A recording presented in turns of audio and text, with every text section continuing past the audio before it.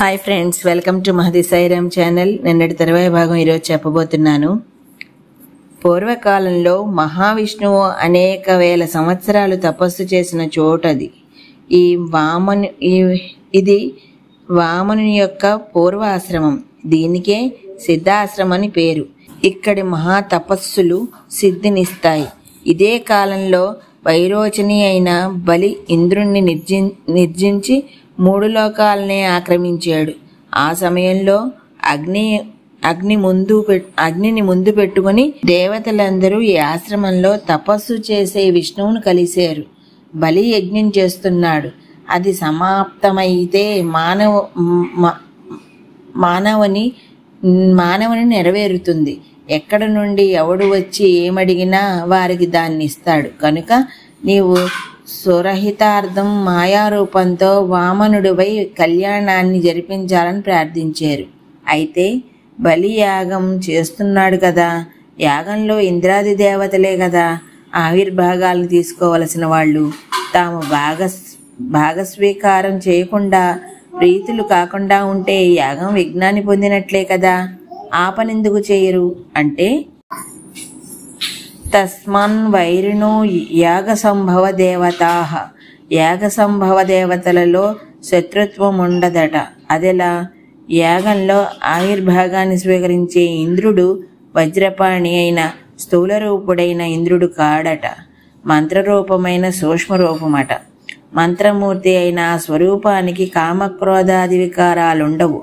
అందుకని మంత్రరూపాహ్వానం చేయగానే వెళ్ళక తప్పదు. అయితే బలి విష్ణు భక్తుడు కదా, భక్త యజ్ఞాన్ని విష్ణువు ఎలా నాశనం చేస్తాడు అంటే, తన భక్తితో తన భక్తుడు విరోధించడాన్ని భగవంతుడు అంగీకరింపడు. ఎలా అంటే, పుత్రాంతర విరోధి పుత్ర శిక్షణావత్. ఒక కొడుకు ఇంకొక కొడుకుని హింసిస్తూ ఉంటే తండ్రి అంగీకరింపనట్లన్నారు. సరిగ్గా ఈ సమయంలోనే కశ్యప మహర్షి మహావిష్ణువుని గురించి తపస్సు చేశాడు. మధుసూదనుడు తృప్తి చెందాడు, కనిపించాడు. తపస్సు చేతనే ఆరాధ్యుడైన వాడు, తపఫలాదుడైన వాడు, జ్ఞానమూర్తి అయిన వాడు, తాపాత్మకము తపస్వభావము అయినవాడు, పురుషోత్తముడు అంటే బద్ధము ముక్తము అయిన రెండవస్తులు కల జీవుని కంటే విలక్షణమైన వాడు.